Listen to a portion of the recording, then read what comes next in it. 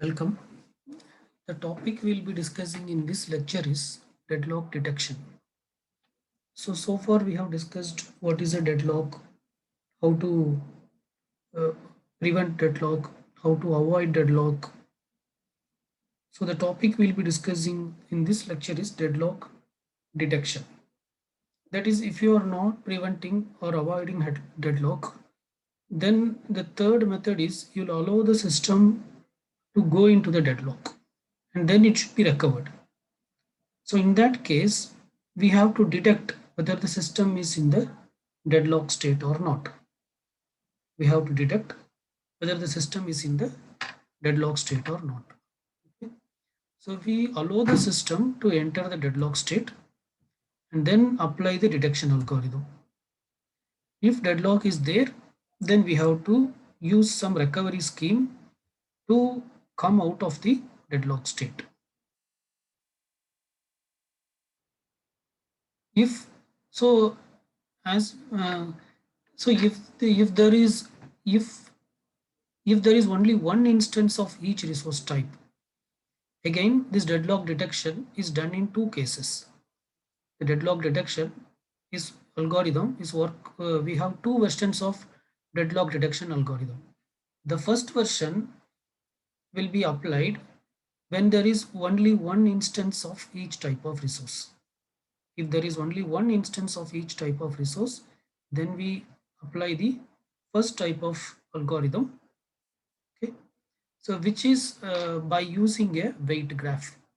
The first type of algorithm is by using the weight graph. Okay. Whereas the second type of algorithm will be used when there are several instances of a resource type. Okay, so let us discuss the both the cases. So first let us start with uh, so I think the point is clear. So that we have two versions of deadlock detection algorithm. The first version or the first type of algorithm will be used when there is only one instance of each type of resource. And this is done through a graph, and this graph is called as weight graph. This is done through a graph, and this graph is called as weight graph. Weight graph is actually a variation of resource allocation graph. Weight graph is a variation of resource allocation graph. Okay. In a weight graph, the nodes represents only processes. In a weight graph, the nodes represents only processes. In a resource allocation graph, the nodes can be either process or resources. Whereas in a wait for graph, the nodes represents only processes.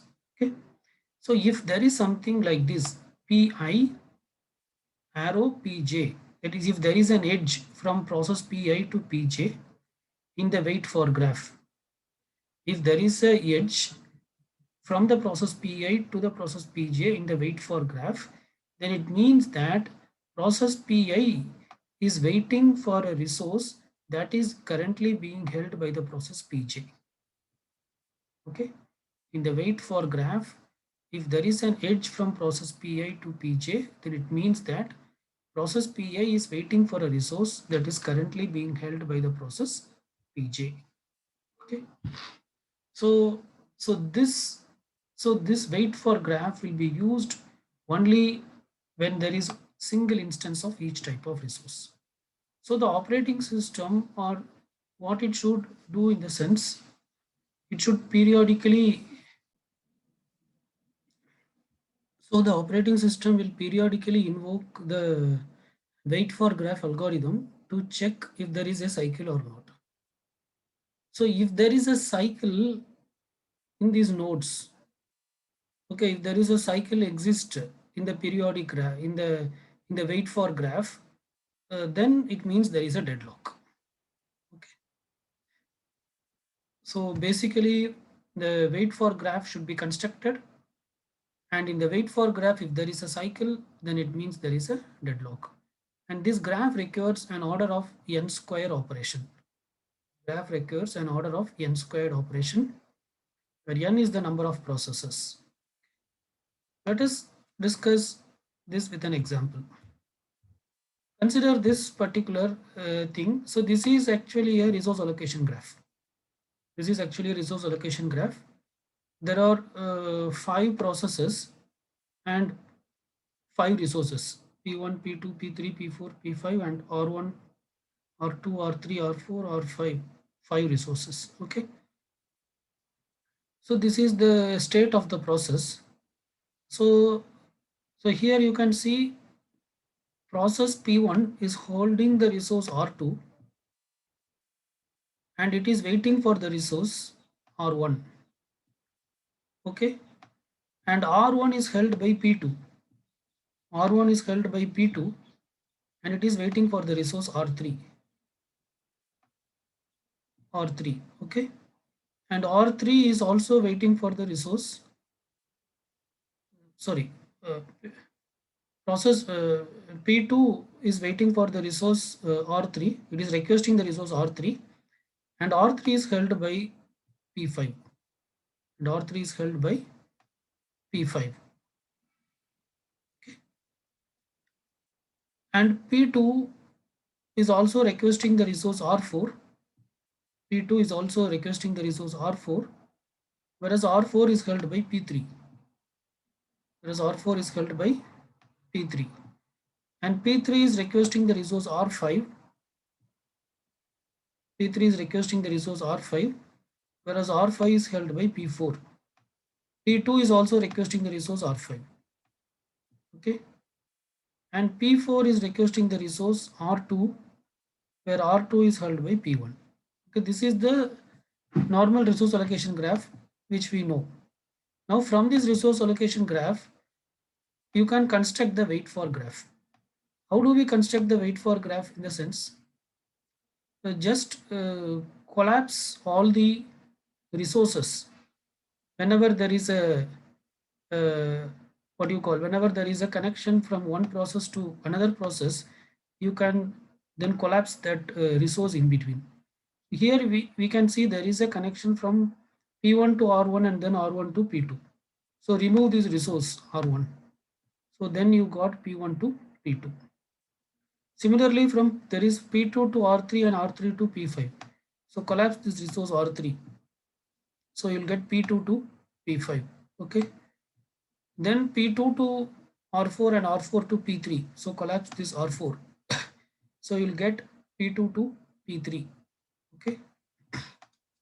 Right. So all these we got. Similarly, P3 to R5 and R5 to P4. So collapse R5. So we'll get P3 to P4. Okay. Similarly, P2 to R5 and R5 to P4. So again, we'll have P2 to P4. So P2 to P4, right? And P4 to R2 and R2 to P1. So collapse R2. So we'll have P4 to P1. Okay. So in this, so this is the corresponding wait for graph. This is the corresponding wait for graph for the given resource allocation graph. So first we have to construct the resource allocation graph, and then the operating system should keep on check whether there is a cycle in the resource allocation graph or not. So what this resource allocation graph means, it says that process Pi is waiting for a resource which is being held by P2, and process P2 is waiting for a resource which is being held by P5, and P5 is waiting for a resource which is being held by P3, and P3 is waiting for a resource which is being held by P4, and P4 is waiting for a resource which is being held by P1. So there is a cycle. So there is a cycle. So if there is a cycle, then wait for graph says that if there is a cycle, then the wait for graph will confirm that there is a deadlock. Okay. And wait for graph is applicable only if there is single instance of each resource type. Right. So this is how deadlock is detected by using wait for graph when there is one instance of each resource type. Okay. Next, let us see how to detect deadlock when there are multiple instances of each resource type. When there is more than one instance of each resource type, how can we detect deadlock? Okay. See, this algorithm is very simple. It is very similar to the safety algorithm. or the banker's algorithm, which we have discussed. It is very similar with slight difference. Okay. Here also we maintain one vector and two matrices. There is a vector available which says how many resources are currently available. So it is same as that we used in, it is very similar as what we used in uh, banker's algorithm. So if available of j is equal to k, then it means that currently k instances of resource j is available. If available of j is equal to k, then it means that currently k instances of resource j is available. So basically this is a vector of length m which indicates the a number of available resources of each type. Okay. And there is a matrix called allocation matrix of size n cross m, where n is the number of processes and m is the number of resources. Okay. So allocation of, let me call as alloc just for short. So allocation of I comma j equal to k, allocation of ij is equal to k means, it means that currently k instances of resource j is allocated to process I. Currently k instances of resource type j is allocated to process I. I represents process, j represents resources, k represents how many instances. Currently k instances of resource type j is allocated to process I. Okay. And it maintains another matrix called request matrix, which is also of size n cross m, where n is the number of process and m is the number of resources. Request of I comma j equal to k means, request of I comma j equal to k means currently process I is requesting, currently process I is requesting k instances of resource type j. Process I is requesting k instances of resource type j. Okay. So these are the two matrices, and this is the one vector this particular algorithm uses, which is used to detect the deadlock if there are more than one instance of each resource type is available, right? So in Banker's algorithm, other than this, we also use max, and also we use need, but those matrices are not used in this particular algorithm. Okay.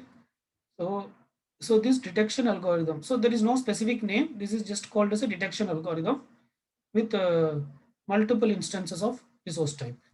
So let us go through the algorithm. The algorithm is very similar to our safety algorithm, which we have discussed in Banker's algorithm. Okay. So we maintain two vectors. One is work and finish, each of length m and n, where m is the number of resource and n is the number of process. Work is assigned to available. This first step is very similar to that of Banker's algorithm. Banker's algorithm's safety algorithm. Okay, that is available is assigned to work. Now both are same, right? So available contains list of resources that are currently freely available with the operating system.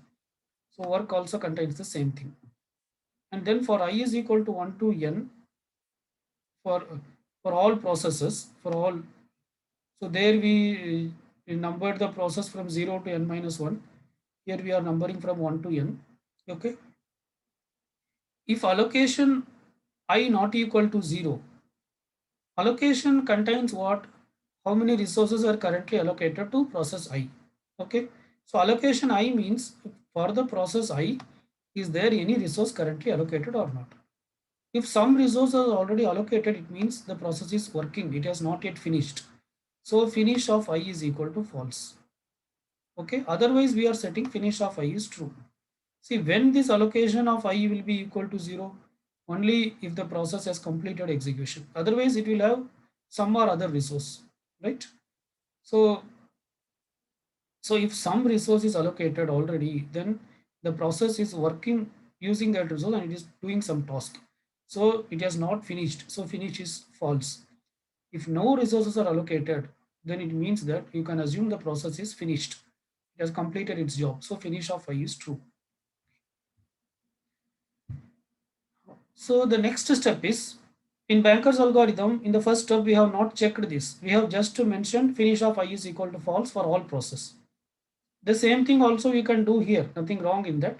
Here we are adding one more check. Based on this check, we are doing this, right? And then find an I such that find an index I, that is a process I, pi, such that finish of I is equal to false, that is the process has not yet completed, and request of I is less than work, that is whatever it is currently requesting is less than or equal to the available resources, because work is nothing but equal to available. Okay. If such a process is available, then go to step 3, otherwise go to step 4.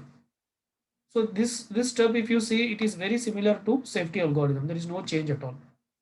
In step 3, what we are doing, if you find a process which is for which finish of I is equal to false, if you find a process for which finish of I is equal to false, and if you find a process for which finish of I is equal to false, and the and request is less than work, then work is equal to work plus allocation of I. Then it means that whatever the process request, you the operating system allocates that particular process, that particular resource to that particular process, and we assume that process completes all its tasks, and it releases all the resources. So we are making work is equal to work plus allocation. That is, we assume that process pi has received all the resources that it has requested, and it completed its job successfully, and it has released all the resources that it were holding. So work will become work plus allocation. Okay. So work will become work plus allocation, right? And then go to step 2. Like that, you identify all such process which are not finished, and request is less than work, and keep on doing that. If you are unable to find such a process, then go to step 4. In step 4, you check if there is at least one process for which finish of I is equal to false, then it means the system is in deadlock state, because you are unable to find a process, because we are unable to find a safety sequence. Basically, this is a safety algorithm. So finally, if finish of I is equal to false for some process, then it means that we are unable to find a safety sequence. Okay. If uh, if finish of I is equal to false, then it means that pi is deadlocked. Okay. So whichever the process finish of I is false, it means those processes are deadlocked. Okay. So this is how this algorithm is defined. It is very similar to the safety algorithm. There is no change at all. Only thing is, here the purpose for which it is used is different. Here it is being used to detect the what you call, to detect the deadlock. Okay. So this is how deadlock detection works. And this algorithm requires an order of m into n square operations to detect whether the system is in the deadlock state or not. Let us now discuss this with an example. Assume there are 5 processes P0 to P4 and 3 resource types A, B, and C. Currently, there are 7 instances of A is available with the operating system, 2 instances of resource B is available, and 16 instances of resource C is available. And this is the snapshot of the system at time T0. That is, process P0 is assigned with 0 instance of resource A, 1 instance of B, and 0 instance of C. And P1 is assigned with 2 instance of resource A, 0 instance of B, 0 instance of C. And P2 is assigned with 3 instances of resource A, 0 instances of resource B, and 3 instances of resource C, and so on and so forth. It continues. Okay. And this is the request. Here we don't use max and need. This is the current request. P0 is requesting 0 instance of resource A, 0 instance of resource B, and 0 instance of resource C. That is, it is not requesting anything.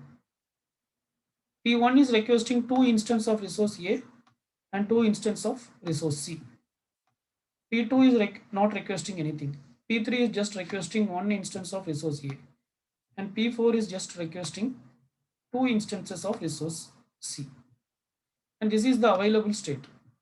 Available is 0. That is currently no resources are available with operating system, because totally operating system has 7 instances of A. So if you count this, 2 plus 3, 5, 5 plus 2, 7. All 7 are allotted to various processes of resource type A. Similarly, there are 2 instances of B, and those 2 are already allotted to some processes. Resource type B is already allocated. And there are 6 instances of resource C, and 3 plus 1, 4 plus 2, 6. All the 6 instances of resource type C were also already allocated to few processes. Okay. So currently operating system is not holding any resource. Currently operating system is not holding any resource. Okay. At this point of time, if you say actually the system is in a safe state, because there is a safe sequence, so the system will not result in a deadlock if you apply that algorithm, because this is what there are multiple instances of each resource types are available. So if you just apply our previous algorithm which we discussed to detect the deadlock, it will return finish of I is equal to true for all processes, because all processes can be completed, because there is a safety sequence, and this is the sequence P0, P2, P3, P1 and P4. Let us understand this. So it means first P0 will be completed. If P0 finishes, then it will release one resource which it is currently holding, that is B. P0 does not need any resource to complete, okay, because it is not requesting anything, it is holding only one resource B.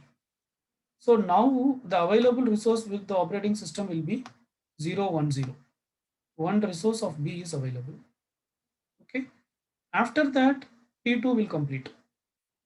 P2 also not requires anything. So just after some times it will complete.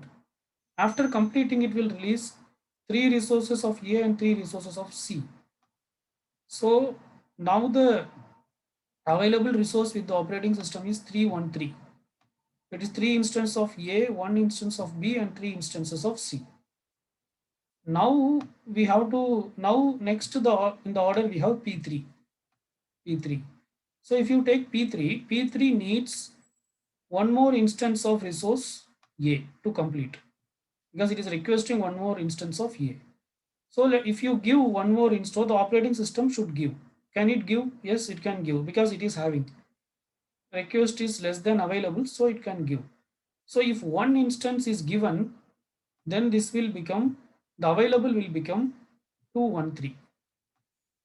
Available will become 213. If one instance of resource or A is given, then the available will become 213, and this will become 0, because no more P3 needs any resource. Okay. But after some times, P3 will complete, because P3 now got all the resources, so P3 will complete. Then P3 will release all the resources. That is, it will release 2 resources of A. So already operating system is having 2 resources of A. So 2 plus 2, and P3 releases this 2. So it will become 4.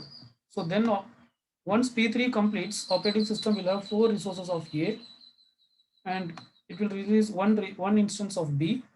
So operating system will have 2 instances of B, and it will release one more instance of C. So operating system will have 4 instances of C. So 4 to 4. Okay. After that, P1 should be executed. So P1 needs 2 instances of A and 2 instances of C. So that is what it is requesting. Is it available? Yes, it is available, because 202 is less than 424.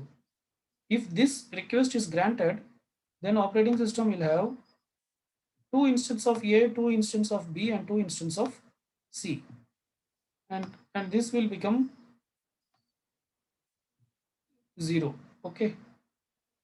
This will become 0, right? Okay. See, previously in this step, I want to make one change here. Sorry. Yeah. Let us come back here. When P3 is requesting one resource, you are when P3 is requesting for one more resource, you are giving that one resource. Okay, so from 3 it becomes 2, and one resource you are giving. Okay, so now the allocation to P3 is what? Now the allocation to P3 is 311, 311. Okay, because one resource already you have given, so it is allocated. Okay, so after some time P3 will complete and it will release all the resource. So it will become 3 plus 2 5, 1 plus 1 2, and 3 plus 1 4. So the current resource that are available with the operating system will be 524, because it releases 3 resources of A, 1 resources of B, and 1 resources of C. Okay, now we'll have P1. Okay, so P1 needs 202. So if you give 2 resources of A and 2 resources of B, C, then it can be given, because 202 is less than 524. Then it will become 3, 2, and 2. Then it will become 3, 2, and 2. And this will be what? This will be 4, and this will be 2. This will be 4, and this will be 2. Okay. So after some time, operating system will complete executing P1. Okay, and it will release this 4 and this 2 resource. That is 4 instances of A and 2 instances of C. So it will become what? 4 plus 3, 7. This 2, and 2 plus 2, 4. Okay, 2 plus 2, 4. Right. Now finally P4 will execute. P4 needs 2 instances of C. So can it be granted? Yes, because 002 is less than 002 is less than 7 to 4. So if its request is granted, then this 7 to 4 will become 722, 722, and this 2 will become 0, because the request is satisfied, and this 2 will become 4, because 2 more resources were allocated. Right. Now after some times P4 will complete. When P4 completes, it will release all the resources. 0 instance of A, 0 instance of B, and 4 instance of C. So now finally operating system will have 7, 2, and 6. Okay, so now all the processes has completed its task. So finish of I is true. Okay, so this is a safe sequence. So finally you can check this. There are 7 to 6. It means 7 instance of A, 2 instance of B, and 6 instance of C. So that is the original count available with the operating system. Right. So this is how the detection algorithm works. Let us consider another scenario.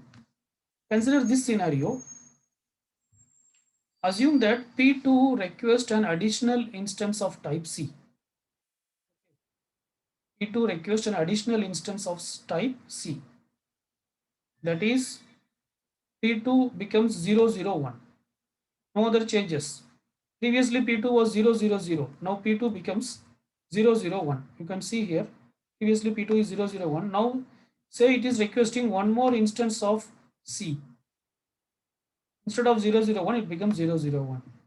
Instead of 000, it becomes 001. Now will the system will create a deadlock or not? If you ask this question, now actually it will create a deadlock, because there is no safety sequence now. P0 will complete. See, in this case also P0 does not need any resource.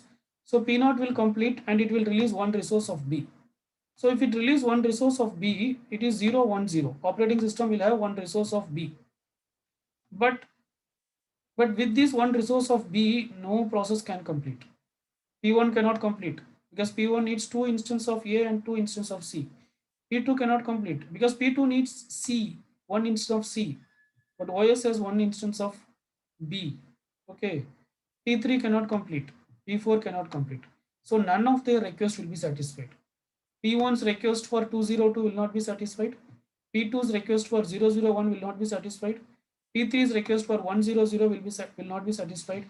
P4's request for 002 will not be satisfied. Only P1, P0 will complete. Only P0 will complete. all the remaining 4 processes will be deadlocked. Okay, because all the resources were held by others. So P1, for example, if you see, P1 is waiting for waiting for two more resources of A and two more resources of B. Okay, two more resources of A and two more resources of C, right? Which is being held by some other processes, which is being held by some other processes. For that, it will wait. Similarly, P2 is waiting for one resources of C, which is being held by other processes. So this state will lead to a deadlock. So now if there is an additional, if P2 requests an additional instance of resource type C, then the system will lead into a deadlock state. P0 will complete, but there will be a deadlock between P1, P2, P3 and P4, right? So this is about deadlock detection. So what we have discussed in the sense, so in deadlock detection case, we allow the system to enter into the deadlock, and then we detect whether there is a deadlock or not. And operating system will frequently run this algorithm to check whether there is any deadlock or not. Okay, so because before going for deadlock recovery, deadlock should be detected. Then only you can recover the deadlock. So this is how deadlock detection works. And there are two algorithms available. One is when the when there is only one instance of each resource type is available, then we use the first type of algorithm, which is a graph based algorithm, which is called as wait for graph. Okay, in the wait for graph contains only process as its edges. So in the wait for graph, if there is a cycle, then there is a deadlock. If there is no cycle, there is no deadlock. So the operating system will frequently run this algorithm and check whether there is a cycle or not. If there is a cycle, it will confirm it as a deadlock. The second type of algorithm will be used when there are multiple instances of each resource type is available. It is very similar to the banker's algorithm's uh, safety algorithm. So this is used to check whether there is a deadlock or not. Uh, so, and then we have discussed with examples how deadlock can be detected uh, with uh, with deadlock detection algorithm. Okay, that's it. Let us stop here.